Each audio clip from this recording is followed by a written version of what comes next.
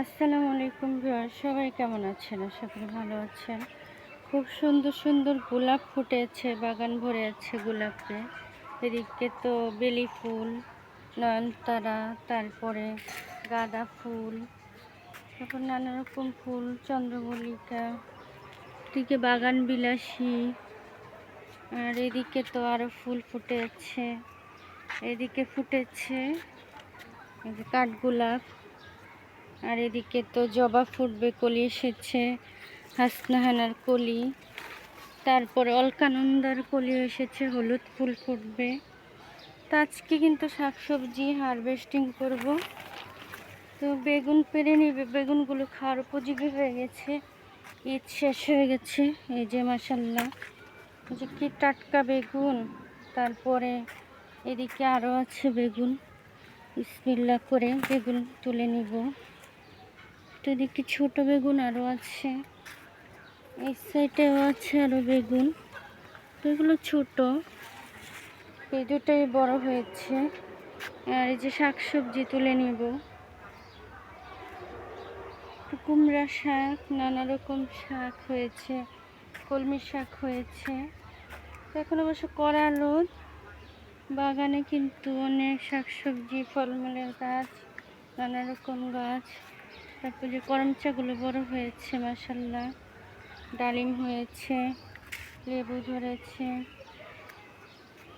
তো ছাদ বাগানে অনেক কিছুই আছে, তো এগুলো এখন কড়া রোদ, রোদে নেওয়া যাবে না। এদিকে পুঁই শাক আছে, তো এদিকেও আছে সবজি, নানা রকমের ফুল ফল শাকসবজির গাছ।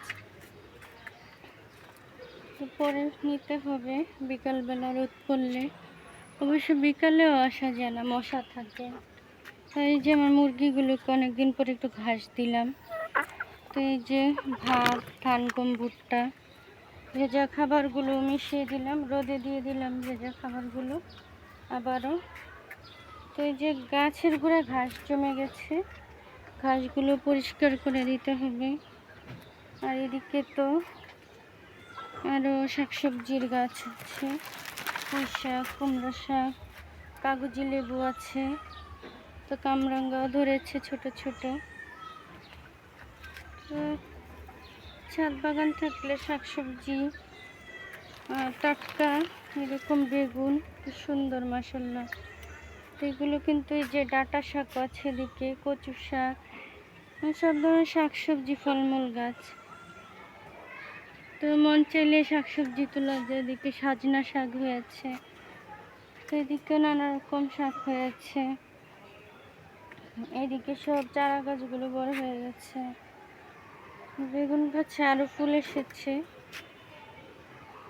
আর মাধবী পেয়ারার গাছ, এদিকে থাই পেয়ারা, এদিকেও থাই পেয়ারা দুটা ধরেছিল, একটা পড়ে গেছে, একটা আছে। তো গ্রামের বাড়িতে আমাদের পেয়ারা গাছ থেকে ছোট ছোট পেয়ারা পেরে লবণ মরিচ দিয়ে খেতাম, খুবই মজা লাগতো। আর বিলাতি ধনেপাতা গাছও আছে, বিচি ফেলেছি, আবার হবে। তো শাকসবজি সুন্দর হয়েছে মাশাল্লাহ। কড়া রোদ, রোদে কিন্তু মাঝে মাঝে আসতে হয়, তাহলে শরীরের ভিটামিন ডি পাওয়া যায়। তারপরে শরীরের জন্য ভালো, ব্যথা বেদনা চলে যায়। তো কৃষকদের কিন্তু খুব কম অসুখ হয়, তারা রোদে পড়ে বৃষ্টিতে ভিজে, সেজন্য কম অসুখ হয়। এই যে আমার তো ফুলগুলো দেখে তো লোভ লাগছে মাশাল্লাহ, এত সুন্দর। হাজারি গোলাপ ফুটে আছে গাছ ভরা, আর এদিকে তো বেলি ফুলে সাদা ভরে আছে, একদমই চমৎকার লাগছে। আর ওইদিকে সুন্দর কালারের বাগান বিলাসী। তো ভালো লাগলে সবাই সাবস্ক্রাইব করে পাশে থাকবেন, লাইক কমেন্ট শেয়ার করে দিবেন। বিদায় নিচ্ছি, দেখা হবে নেক্সট ভিডিওতে। আল্লাহ হাফেজ, ভালো থাকবেন সবাই।